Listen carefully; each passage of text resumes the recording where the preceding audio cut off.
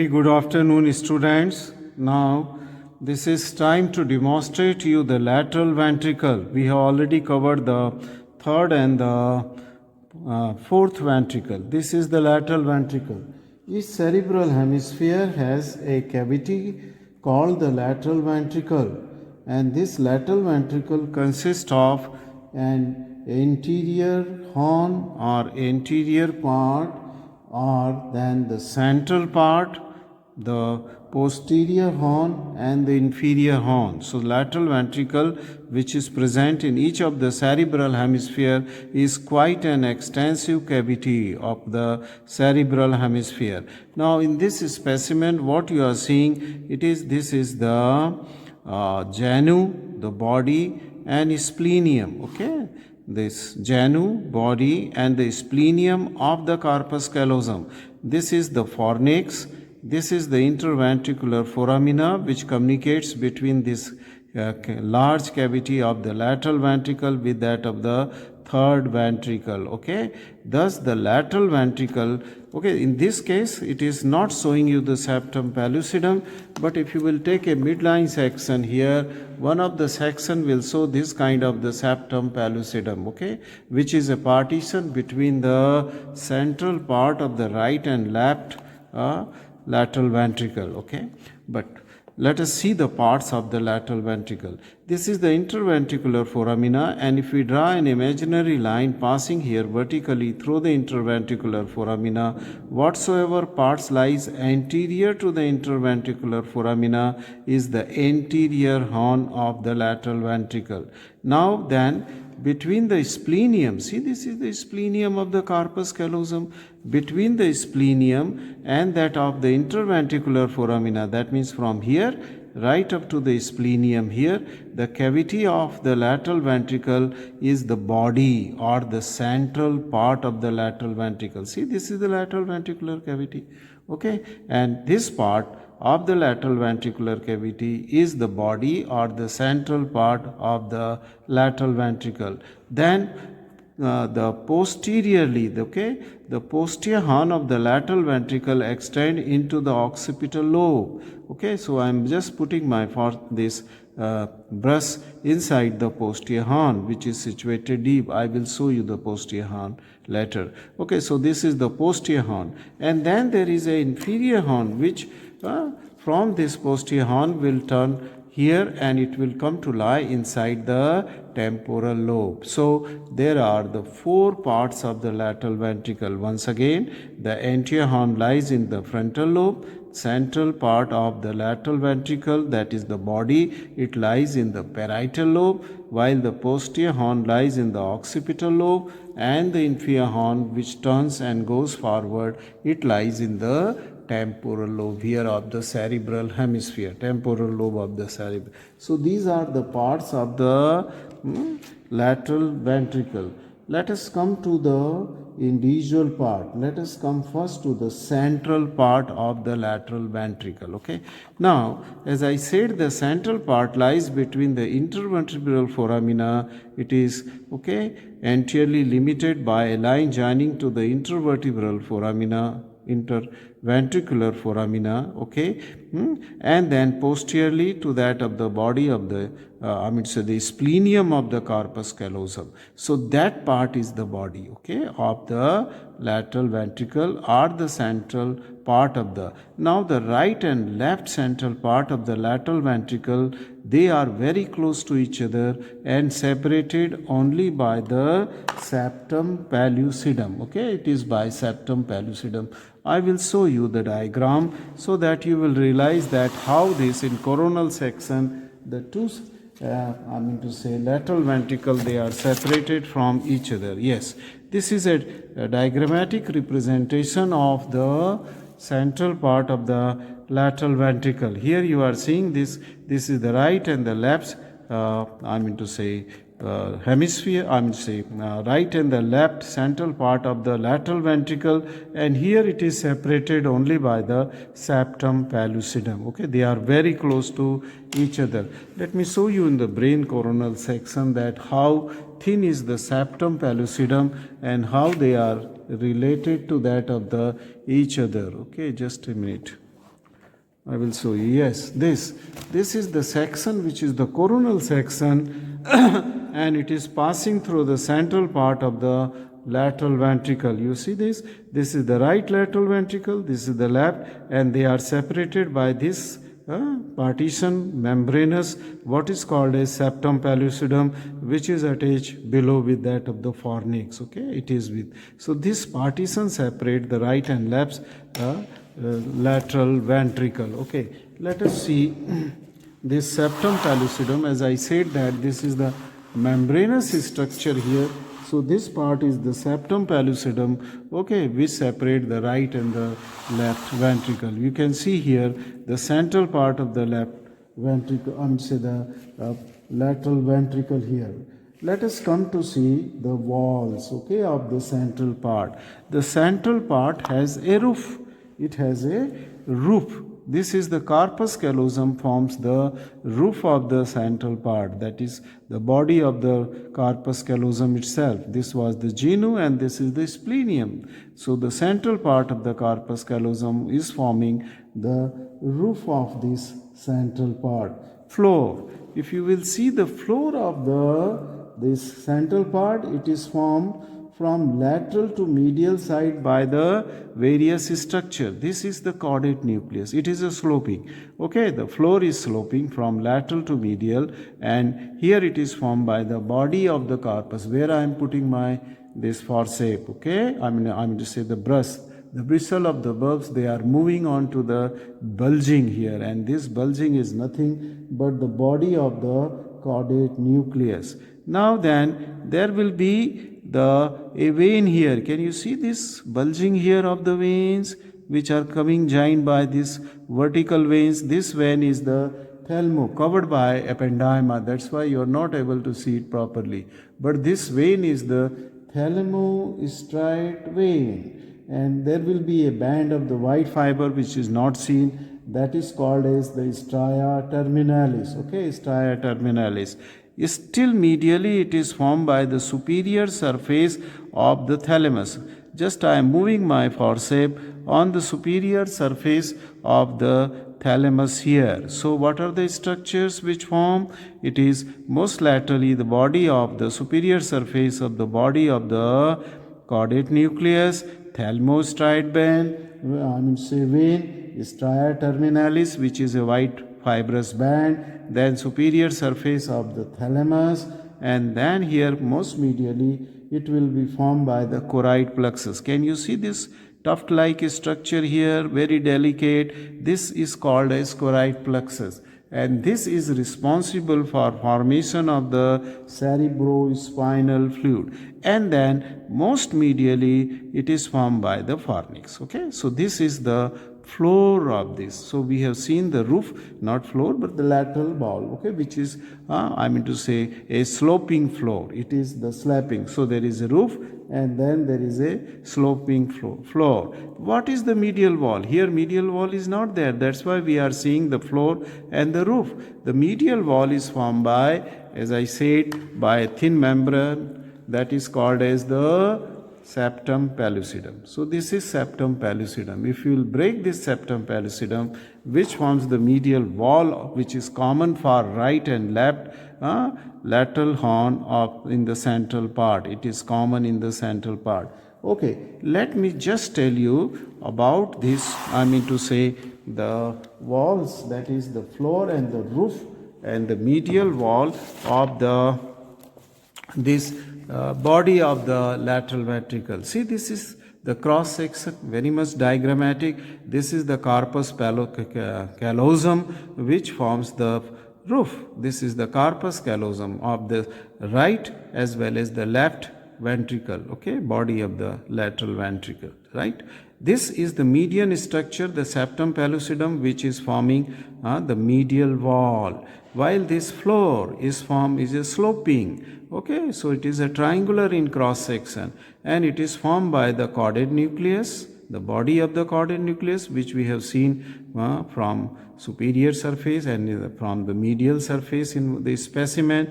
Then this is the stria terminalis, a band of the white fiber, thalamostriate vein resting on between the caudate nucleus body and the thalamus, and then a part of the superior surface of thalamus also forms the floor, and then here on the superior surface of thalamus, this is the choroid plexus of the lateral ventricle, which I have shown you the tuft here, and then it is the fornix resting on the body of the thalamus. So these many structures, they form the floor of the central part of that of the lateral ventricle. Okay, the central part of the lateral ventricle.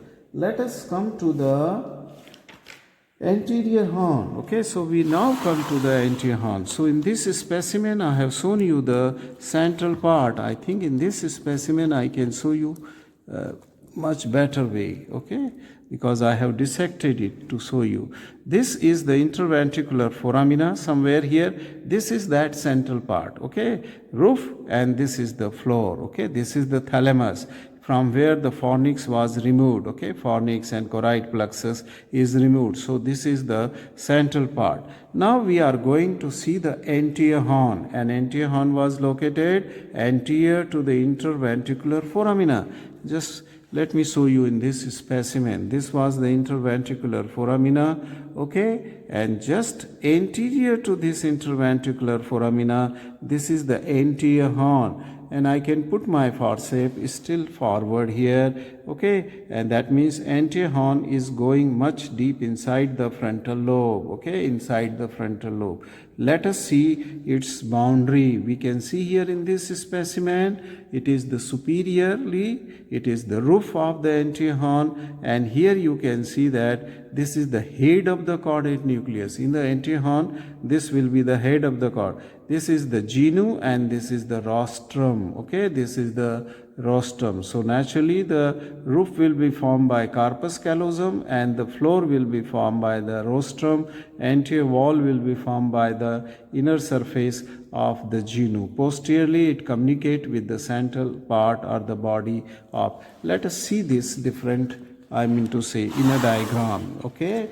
In a diagram, if you see here the anterior horn, then you can see this, okay. See, this is the coronal section passing through that of the anterior horn. If I have the specimen, I will show you the coronal section of the anterior horn. Just a little more posteriorly it is there, okay, it is not there, okay. So I will show you in this diagram. The roof is formed by this corpus callosum, the medial wall is formed by the septum pellucidum, then this is the head of the caudate nucleus which forms the floor, okay, which forms the floor, and the rostrum is also sloping wall, okay. This is again a triangular, and lower down it is formed by the rostrum. Here it is formed by the head of the caudate nucleus. So let us go to the, I think, anterior horn. If you want to just review the anterior horn, I think I will take this specimen.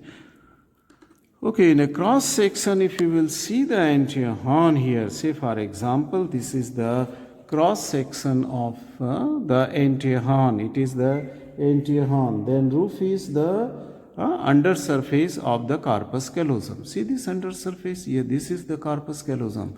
This is the frontal lobe, okay. This is the frontal pole, okay.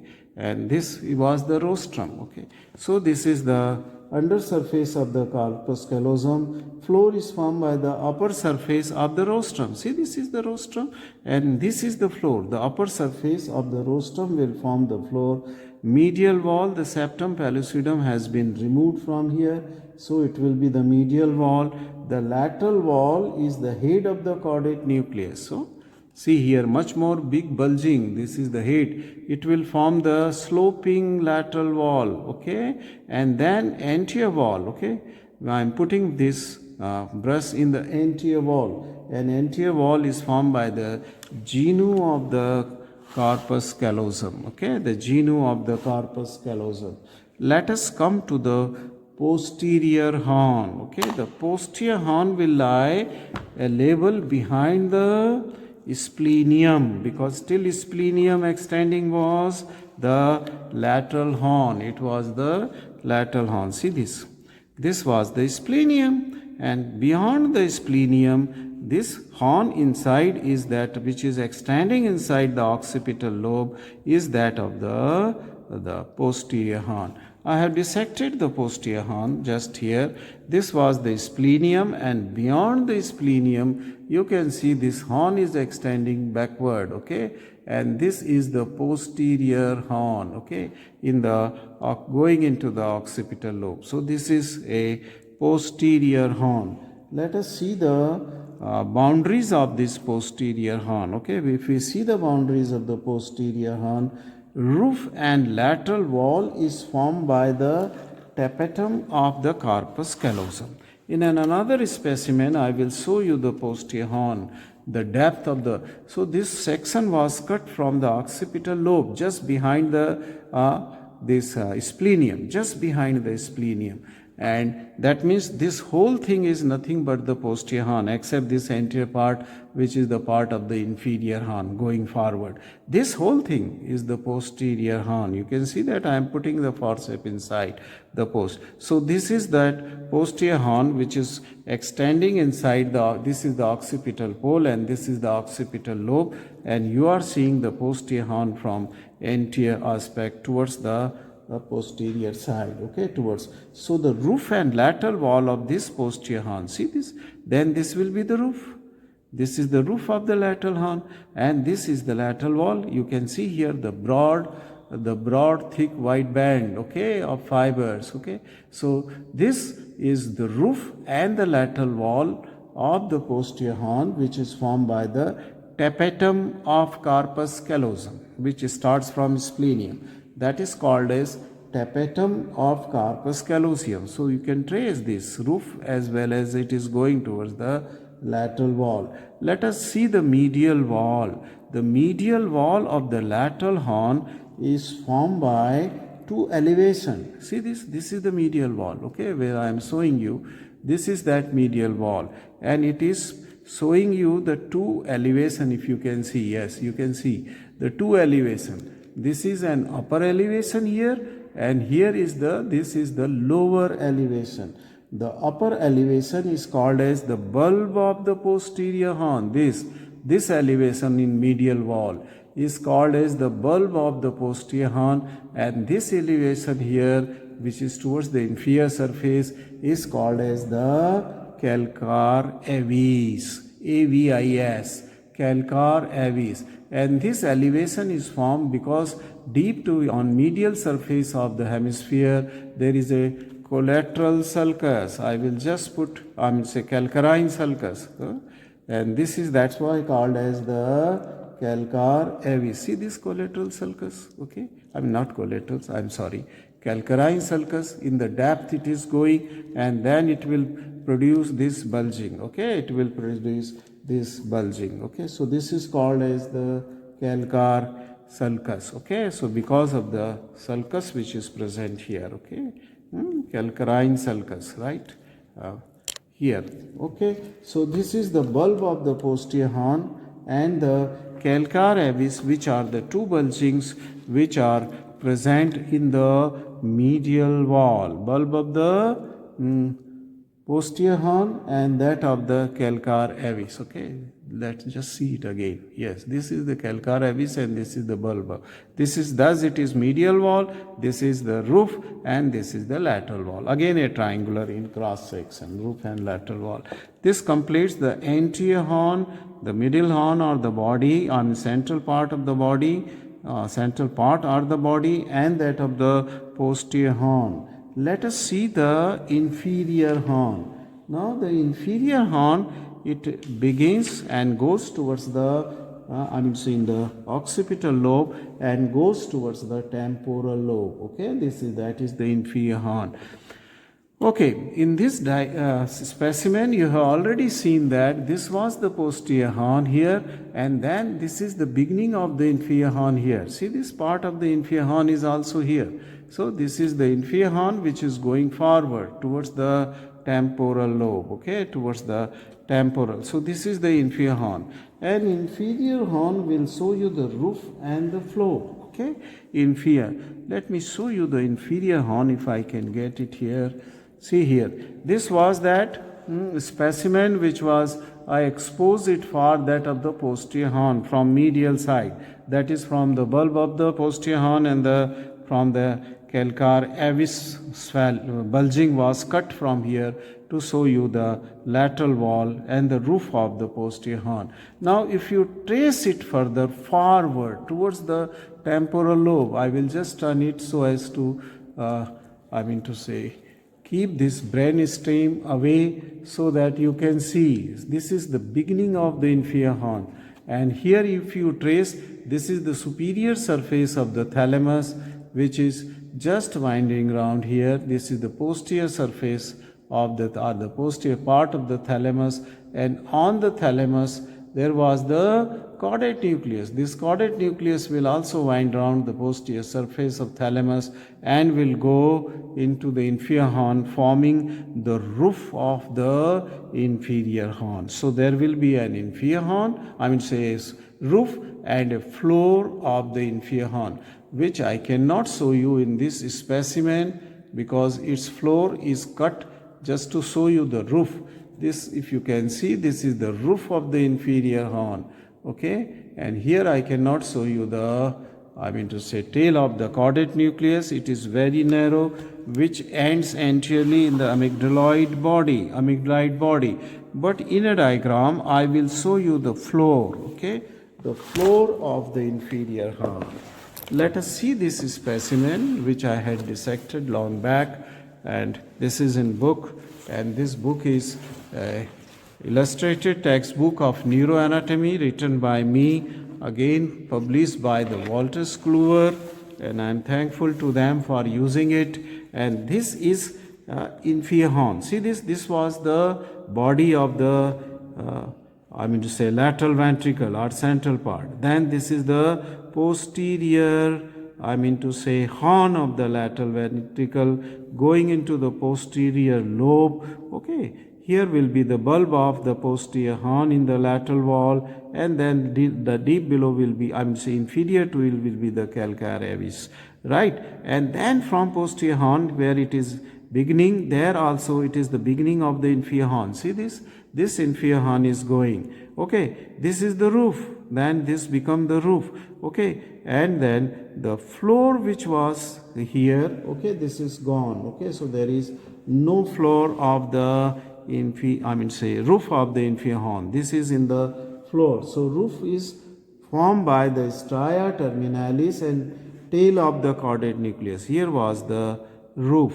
If there is a diagram, I will show you the structures in the roof. Yes, there is one.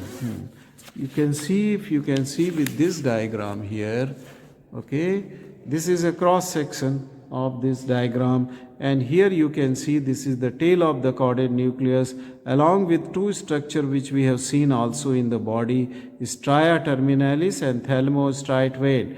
This structure is forming the roof of the inferior horn, and this is the floor, and this is the hippocampus gyrus. Okay, hippocampus is here, fimbria is also here. So the hippocampus and fimbria, and if you will trace the hippocampus further anteriorly, okay, this will end into what is called as the pars hippocampi, which is shown here. See here, this is that hippocampus, this is the fimbria, which will form the crux of the fornix, and this is the fornix, and this is septum pellucidum is here. Okay, let me bring it here. Okay, and if you are tracing this hippocampus forward towards the temporal pole, this is showing a structure which looks like a fist, and this structure anterior end of the hippocampus is called as the pars hippocampus. So this is forming the floor. Okay, and this is the fimbria. There will be a dentate gyrus also here. Okay, that is teeth-like projections are seen. So the floor medially it is formed by the hippocampus, and that of by the deep down by the collateral eminence. Okay, collateral eminence, right? This is the collateral eminence here, right? So this is hippocampus and collateral eminence which form the floor, and roof is gone from here. Okay, roof has been detached from here, which is formed by the tail of the caudate nucleus, thymostrate vein, and the stria terminalis. Thus, the inferior horn is present in the temporal lobe. If we see this structure of the, I mean to say, the lateral ventricle, they are having the right lateral ventricle and left lateral ventricle, but they come close to each other in the midline or central part. So if you see the parts of this again, anterior horn just in front of the interventricular foramina, right up to the splenium, this is the body of the lateral ventricle, this is the posterior horn, and then here continuing forward in temporal lobe, it is the inferior horn. And close to the central horn, part, they come close to each other, okay, right and left lateral horn. Otherwise, they diverge. Even in the anterior horn, they diverge, okay. So this completes the lateral ventricle of the brain, okay, lateral. Thank you very much for watching this video.